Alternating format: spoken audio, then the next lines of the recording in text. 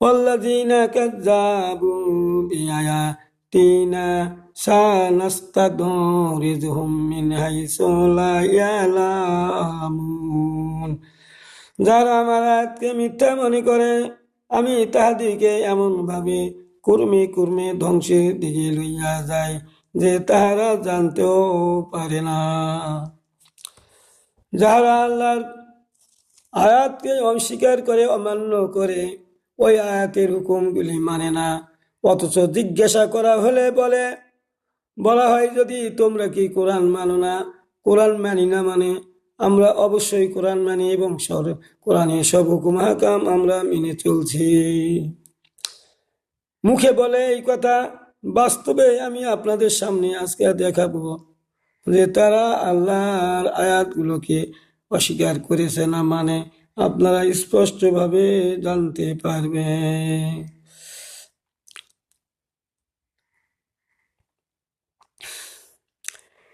তাহলে আল্লাহ বলছেন ইন্নাল্লাযীনা ইয়াকতুমুনা মা আনজালনা মিনাল বায়্যিনাতি ওয়াল হুদা মিন বাদি বায়্যানাহু লিন-নাসি ফিল কিতাবি উলাইকা ইয়া'লানুহুমুল্লাহু ওয়া ইয়াল'ানুহুমুল লাঈনুন। আল্লাহ বলেন আমি স্পষ্ট পথ নির্দেশ অবতীর্ণ করিয়াছি মানুষের জন্য উহা কিতাবে স্পষ্টভাবে বলে দেওয়ার পরেও যারা স্পষ্টভাবে প্রচার করে না আমি তাদের লানত দেই, লানতকারীরাও তাদের লানত দিবে। তাহলে এই আয়াত থেকে যেটা জানা যাচ্ছে সেটা হলো আল্লাহ মানুষেরকে স্পষ্টভাবে দুনিয়ায় চলার পথে যা যা সমস্যা আছে তার সমস্ত সমাধান করে দিয়ে কোরআন অবতীর্ণ করিয়াছেন। মানুষের সব সমস্যার সমাধান আল কোরআনে রয়েছে। আল্লাহ বলেন অথচ কিছু মানুষ ইহার কিছু গোপন কথা আর কিছু সহজ কথা গুলো মানুষদের বলে কঠিন কথাগুলো এড়িয়ে যায়, গোপন করে জনগণের সামনে তা পেশ করে না। আল্লাহ বলছে এদেরকে আমি লানত দেই আর লানতকারীরাও তাদের লানত দিবে। ভাইরা আমার, এইখানে আপনাদের বুঝার সমস্যা হলে আমি আরেকটু কথা এগিয়ে নিয়ে যাই।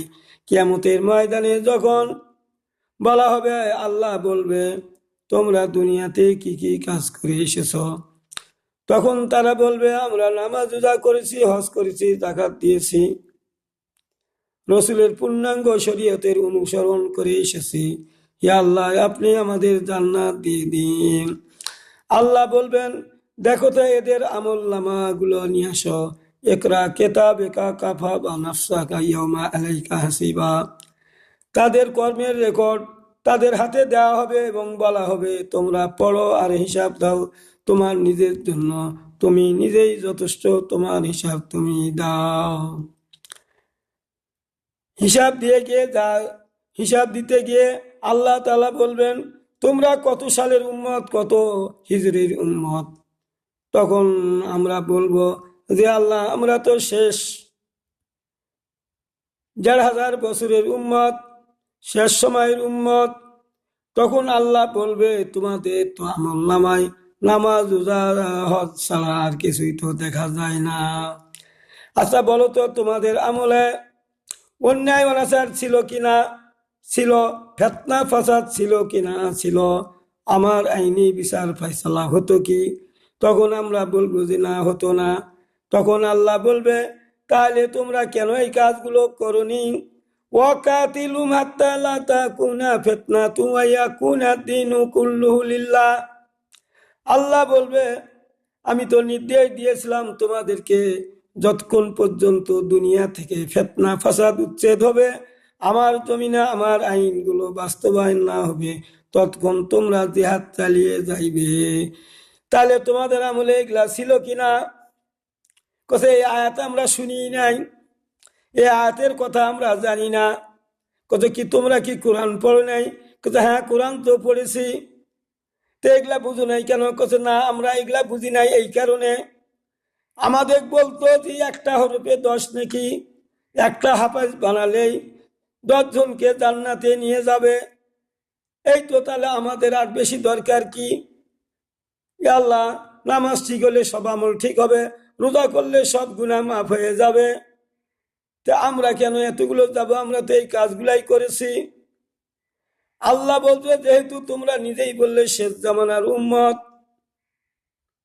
তোমাদের উপরে শরিয়াতের সমস্ত বিধানগুলো প্রযোজ্য হয়েছে, তোমাদের সকলকে এই আইনগুলো মেনে আসতে হবে।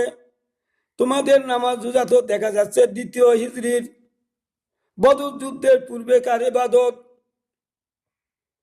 তখন কোন শরীয়তের বিধিবিধান নাযিল হয় নাই, তখনকার তোমাদের ইবাদত গুলো দেখা যায়। তখন আল্লাহ বলবে, তোমাদের উপর লানত দিলাম।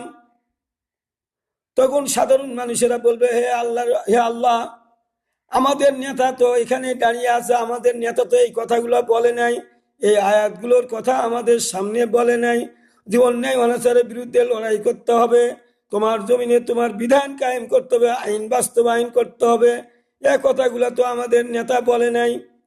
তখন আল্লাহ ওই নেতাকে বলবে, ওখানে নেতা দাঁড়িয়ে আছে, তখন আল্লাহ বলবে, তোমার যে কওমেরা যে কথাগুলো বলল এগুলা কি ঠিক? আপনি কি নামাজ রোজা ছাড়া আর কিছুই বলেন নাই? ওই তো তাই বলেছে, 40-50 বছর ধরে ইমামতি করেছে, তাই বলেছে। তখন আল্লাহ বলবে, তোর উপরে লানত।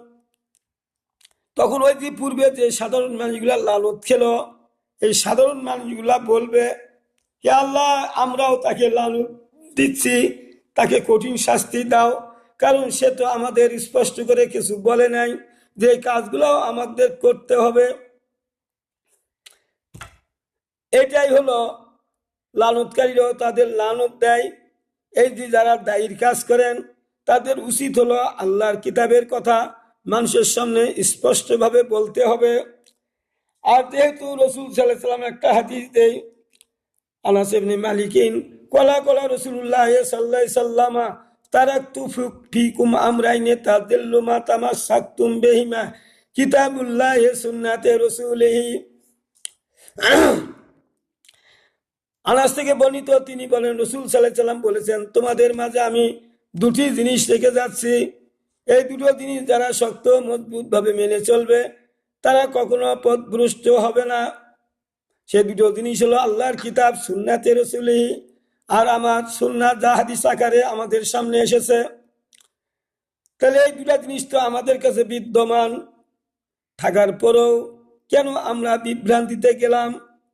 অথচ রাসূল সাল্লাল্লাহু আলাইহি সাল্লামকে অতীত নবীদের ইতিহাস তুলে ধরে রাসূলকে বোঝানো হয়েছিল যে, রাসূল, তোমার পূর্বে যে সমস্ত নবীরা এসেছিল তাদের কওমেরাও আমার কিতাবের হুকুম অমান্য করেছিল, কিছু মানেছিল, কিছু মানে নাই, সহজগুলা গ্রহণ করেছিল, কঠিনগুলো এড়িয়ে গেছে।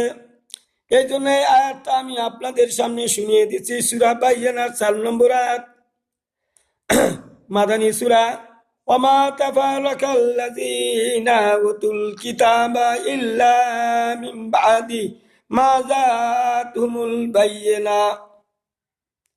যাহাদিকে কিতাব দেওয়া হয়েছিল অতীতে, তারা তো বিভক্ত হইল, তাদের নিকট সুস্পষ্ট প্রমাণ থাকার পরেও আল্লাহ রসুলকে বুঝাচ্ছেন যে, রসুল, তোমার পূর্বে যে সমস্ত নবীরা এসেছিল তাদের কাছেও আমার কিতাব ছিল, তারা ওই কিতাবের থাকার পরেও তারা বিভিন্ন দলে বিভক্ত হয়েছিল। তোমার উম্মতেরা যেন তাদের মতো হয়ে না যায়, তোমাদের কাছেও আমার কিতাব থাকবে, অথচ তোমার কওমে তোমার উম্মতের চরিত্র যেন পূর্ববর্তী উম্মতের মতো না হয়, যদি হয়ে যায় তাহলে শাস্তি তাদের মতনই হবে।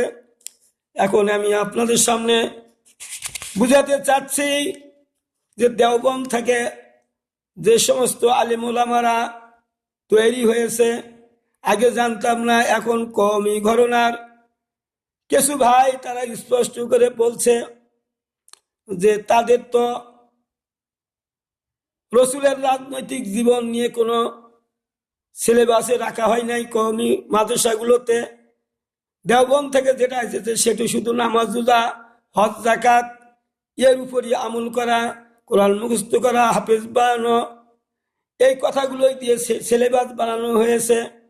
রসুলের 8 বছর, হিজরতের 8 বছরের জীবনকে বাদ দেওয়া হয়েছে। যার ফলেই তো এই বহুদিন আগেই দেওবন্দ মাদ্রাসার সৃষ্টি হয়েছে।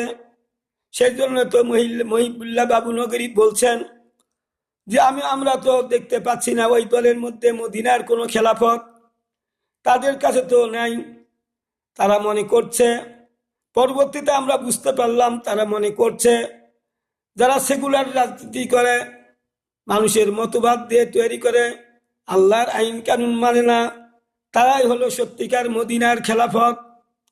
এই মনে করছে। আমরা কখন বুঝতে পারলাম? যখন তারা সেই দলকে সমর্থন করলো, যারা প্রকাশ্যে বলছে আমরা শরিয়া আইন চাই না।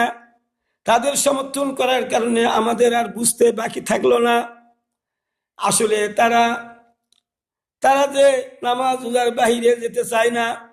এই জন্য আমি এখন মনে করতেছি, আমার নিজস্ব চিন্তা, এটা আমি বলতেছি, সেটা হলো এই যে মওদুদী সাহেবের সঙ্গে কেন দেওবন্দের এত ঝামেলা হয়েছিল। ঝামেলা এই কারণেই হয়েছিল, যেহেতু মওদুদী সাহেবের চিন্তা চেতনা ছিল রসুলের গোটা জিন্দিগিকে আমাদের আমলে নিয়ে আসতে হবে, রসুলের যাবতীয় কর্মকাণ্ডগুলো আমাদেরকেও করতে হবে। এই কথা বলাতেই এই দেওবন্দের সঙ্গে ফিতনা সৃষ্টি হয়েছিল। কারণ নামাজ নিয়ে তো কোনো সমস্যা নাই, রোজা সম্পর্কে তো কোনো সমস্যা নাই, হজ করার ব্যাপারে তো কোনো সমস্যা নাই। সমস্যা হলো ওইটাই, যেহেতু যে ইনি রসুলের রাজনৈতিক জীবনকে মেনে নিয়ে তা বাস্তবায়ন করার জন্য কাজ করছেন। সেই জন্য এই মওদুদী সাহেবের বিরুদ্ধে তারা জেনে শুনেও মিথ্যা প্রোপাগান্ডা চালিয়েছে, চালিয়ে এতদিন ধরে মানুষদেরকে বিভক্ত করে রেখেছে।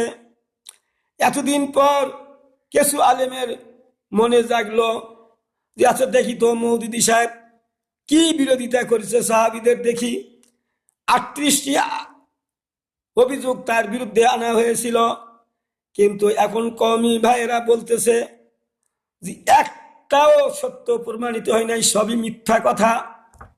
তাদের যে কথা ছিল যে মওদুদী সাহেব সাহাবী বিদ্বেষী, একটাও সত্য নয়। মওদুদী সাহেব কোনো সময় সাহাবীর বিরুদ্ধে কিছু বলে নাই, বরং কওমির আকাবিরাই, কওমি আলেমেরাই সাহাবীদের বিরুদ্ধে যেটা বলেছেন, বিশেষ করে ইমাম হুসাইন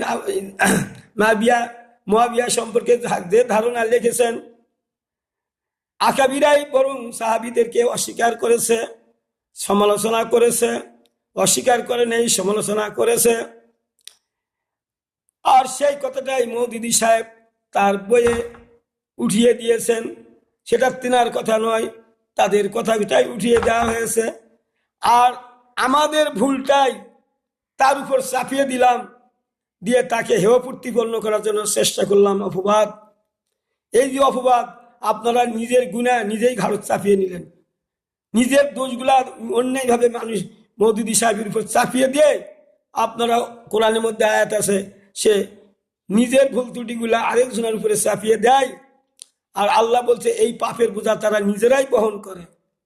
তাহলে এতদিন ধরে যে আপনারা বিরোধিতা করে আসলেন না জেনেই, তাহলে আপনারা বলেন যে এই অপরাধ তো আপনাদের। একজনের আলেমের বিরুদ্ধে গীবত গাইলেন, এক করলেন। ওই আলেম ভাই বলতেছে যে এই যুগের শ্রেষ্ঠতম মুজাদ্দেদ মওদুদী রহমতুল্লাহ আলাই, তারা স্পষ্ট বলছেন যে মওদুদী সাহেবের বইগুলা পড়লে যেটা মনে হয়, ভুল তো দূরের কথা, এই যে কওমি ঘটনার আকাবিরা একটা বইও তার সমতুল্য তৈরি করতে ব্যর্থ হয়েছে, করতে পারেন নাই। আর মওদুদী বইয়ের সঙ্গে তুলনা করতেছে। মওদুদীর বই লেখা যত বই লিখেছেন তার ধারের কাছেও এরা নাই। ভাই, আমি আপনাদের কাছে বুঝাতে চাচ্ছি যে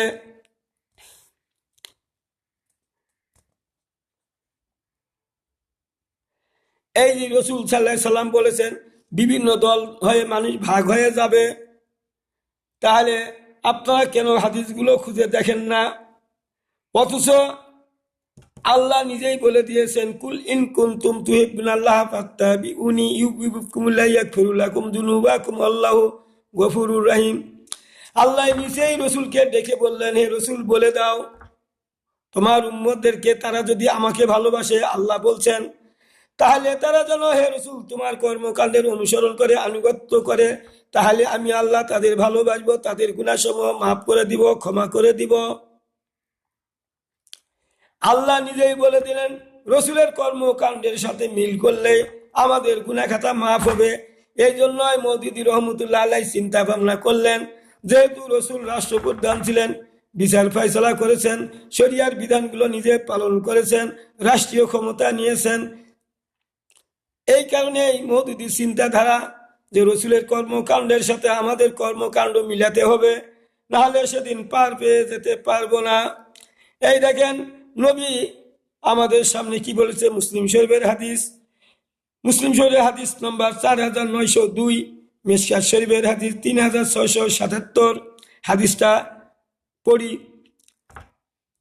আন আরফাজা তা কলা সামিতু রাসূলুল্লাহ সাল্লাল্লাহু আলাইহি ওয়াসাল্লাম ইয়াকুলু উন্নাহু সাইয়াকুনু হানাতু আহনাতু ফামান আরাদা আই ফাররাকু আমরাহু যিহি উম্মতি ওয়াহি ইয়া জামিউ জামরিবুহু বিস সাইয়াফি কাইনান মান কানা।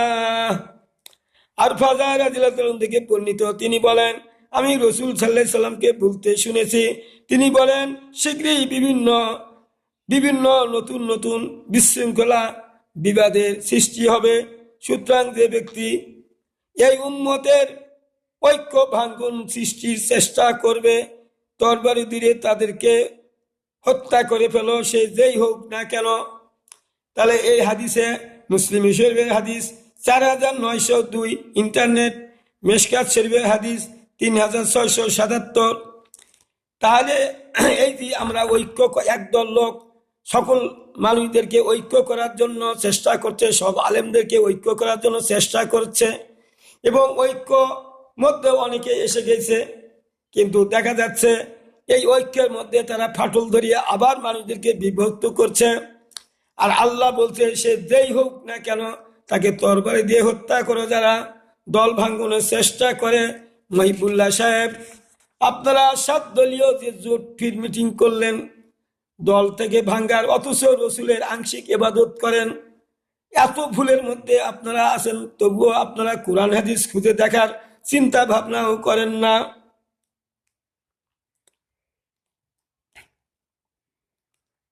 অথচ দেখেন আপনারা কোরআনের আয়াতকে অস্বীকার করেছেন কিনা। আমি আপনাদের বলছি ওয়াসারিকু ওয়াসারিকাতু ফাকতাউ আইদিয়াহুমা জাযাআম বিমা কানু নাকালাম মিনাল্লাহ। পুরুষ কিংবা নারী চুরি করলে তার হাত কেটে দাও, এটাই তাদের জন্য তাদের কৃত্যকর্মের ফল, এটাই আল্লাহর আদর্শ দণ্ড। তাহলে এই বিচার ফয়সালা আপনারা করেন না, এই আয়াতকে অস্বীকার করেছেন, অমান্য করেছেন। আপনি বলেন কোরআন মানি, কিন্তু কোরআন মানলে তো কি মানেন আপনি? আমি যদি বলি আমি 10ম ক্লাসে পড়ছি, যে লাইনেই পড়ছি ধরে নেন, আমাকে যদি বলে তুমি কি এই বইগুলা, এই সিলেবাসগুলা কি মানো কিনা, আমি বলি মানি। মানলেই হবে না, বইগুলা পড়ে কি প্রশ্ন করা হয়েছে গাইড বুকটা দেখতে হবে না, তারপর তো উত্তর দিতে হবে। কোরআন আপনি মানেন, কিন্তু কোরআনে কি আছে আপনাকে বুঝে পড়ে বুঝতে হবে না, নিজেকে বুঝতে হবে না, নাহলে আল্লাহর দরবারে কি জবাবদিহি করবেন? কি কারণে আল্লাহ আমাদের দুনিয়াতে পাঠালো, তার নবীদেরকে কি কারণে দুনিয়াতে পাঠিয়ে দিয়ে আমাদের শিখিয়ে দিয়ে গেলেন, কিভাবে কি করতে হয় রসুল দেখিয়ে দিয়ে গেলেন, সাহাবীগণ দেখিয়ে দিয়ে গেলেন। তারপরেও যদি আমাদের হুঁশ না হয়, আমরা যদি বুঝতে না পারি, তাহলে এই আয়াতকে অস্বীকার করা হয়, এই হাদিসকে অস্বীকার করা হয়। দেখেন আনাবি উমার আন্না রাসূলুল্লাহ সাল্লাল্লাহু আলাইহি ওয়াসাল্লাম কাতাফি মিজান্না সামান আউ সালাসাতু দারাহিমা। 6ষ্ঠ খণ্ড বুখারী, আধুনিক প্রকাশনী 6326। ইবনে উমার থেকে বর্ণিত, তিনি বলেন রাসূল সাল্লাল্লাহু আলাইহি ওয়াসাল্লাম একটা মিজান চুরির দায়ে হাত কেটে দিয়েছেন, যার মূল্য ছিল 3 দিরহাম। তাহলে এই আয়াতকে আপনারা, এই হাদিসকে অস্বীকার করেন। আপনি মুখ দিয়ে না বললেও আপনার কর্মকাণ্ডে এই হাদিসকে অস্বীকার করে চলেছেন। আপনাদের ইমানটা থাকে কোথায়? আমি আপনাদের গালাই না, কারণ আল্লাহর কোরআনের আয়াত দিয়েই আমি আপনাদের বুঝাতে চাচ্ছি, হাদিস দিয়ে, রসুলের হাদিস দিয়ে বোঝানোর চেষ্টা করছি। তাহলে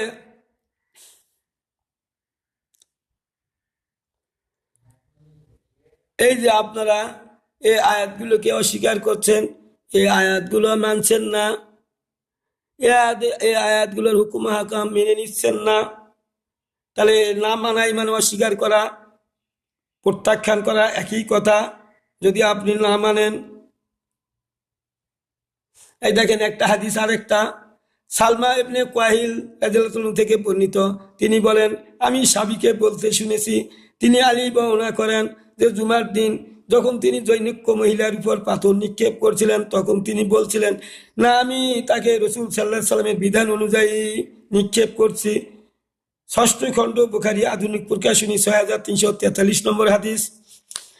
ইয়া আইয়ুহাল্লাযীনা আমানুত্তাকুল্লাহা ওয়া যারু মা বাকিয়া মিনার রিবা ইন কুনতুম মুমিনিন।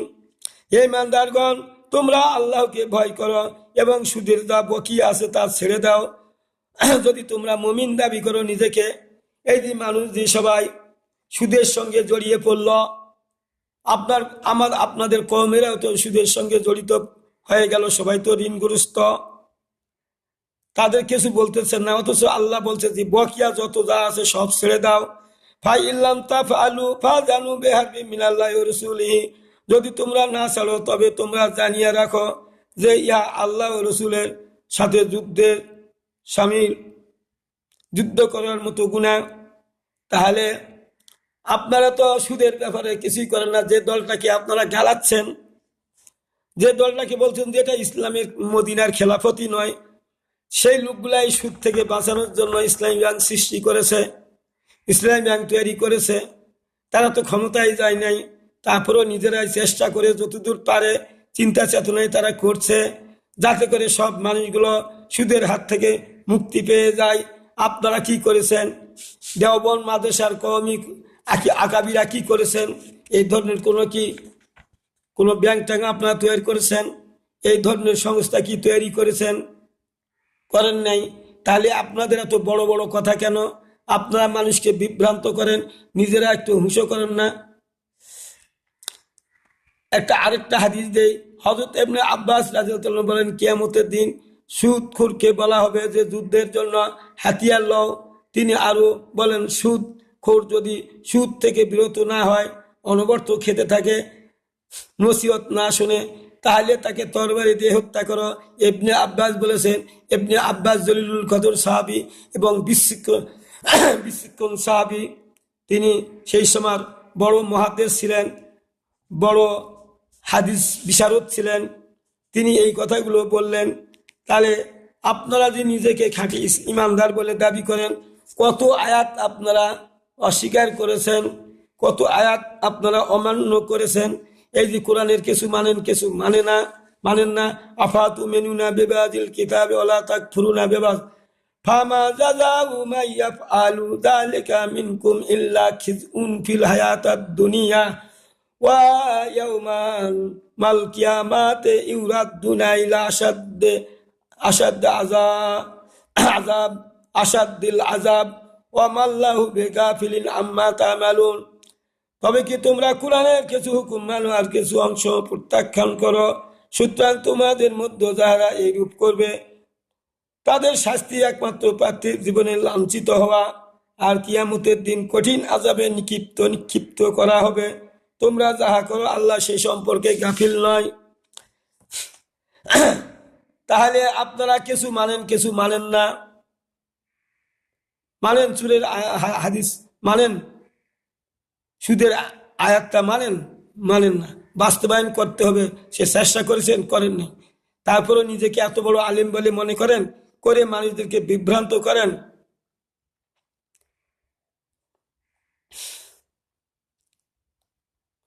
অথচ আল্লাহ বলতেছেন, যালিকা বিআন্নাল্লাহা নাযালাল কিতাবা বিল হক। এইভাবে আল্লাহ সত্য সহ কিতাব অবতীর্ণ করিয়াছে, এইভাবে আল্লাহ সত্য সহ কিতাব অবতীর্ণ করিয়াছে। ওয়া ইন্নাল্লাযীনা খাতালাফু ফিল কিতাবে লাফি শিকাকিম বাইদি, যারা কিতাব সম্বন্ধে মতভেদ সৃষ্টি করে নিশ্চয় তারা দুস্তর মতভেদে আছে। তে আপনারা কওমি হুজুরেরা এই কোরআনের মধ্যে এত মতভেদ তৈরি করলেন কেন, করেছেন কেন? আপনারা কি কোরআন পড়েন না? আপনারা তো হাফেজ, বহুদিন ধরে মাদ্রাসায় পড়াচ্ছেন, বুখারী শরীফের হাফেজ। মুখ দিয়ে বলেন, বাস্তবে কথা কাজে যারা মিল রাখে না তারা মুনাফিক।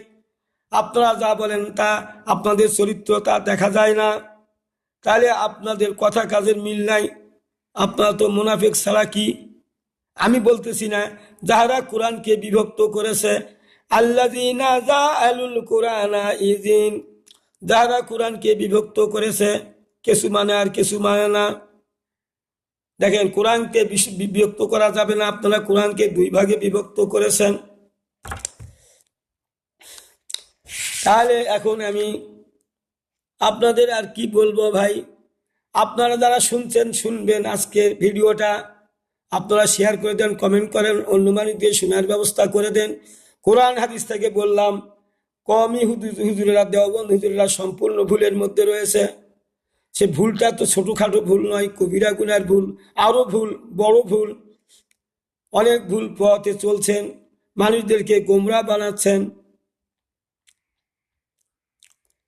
এই যে আপনারা যে ঝগড়া বাহাস করছেন, আপনারা যে এখানে গন্ডগোল লাগিয়ে দিয়েছেন, আল্লাহ কি বলেন দেখেন, সূরা জাসিয়া 17 নম্বর আয়াত, ইন্না রাব্বাকা ইয়াকাযী বাইনাহুম ইয়াউমাল কিয়ামাতি ফিমা কানু বিহি ইয়াকতালিফুন। উহারা যে বিষয়ে মতভেদ করত, মহান প্রতিপালক কিয়ামতের দিন উহার ফয়সালা করে দিবেন। কে সত্যবাদী আর কে মিথ্যাবাদী আল্লাহ কিয়ামত ময়দানে তুলবে। কারা রসুলের কর্মকাণ্ড করে আর কারা রসুলের কর্মকাণ্ডকে ভাগ করে নিয়ে করে, এটা আল্লাহ স্পষ্ট করে দিবেন। আল্লাহ নিজেই বলছেন, এটা আল্লাহ নিজেই ফয়সালা করে দিবেন কিয়ামতের ময়দানে।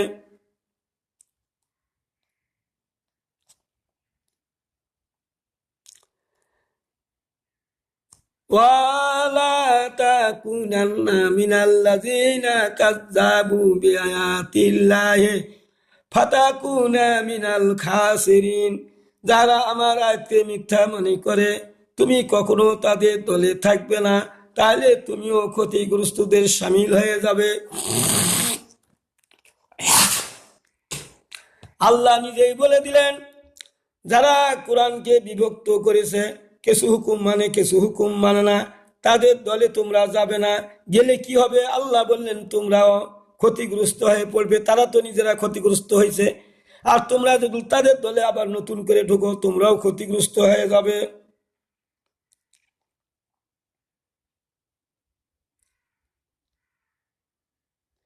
আল্লাহ আবার বলেন সূরা মুজাদালা,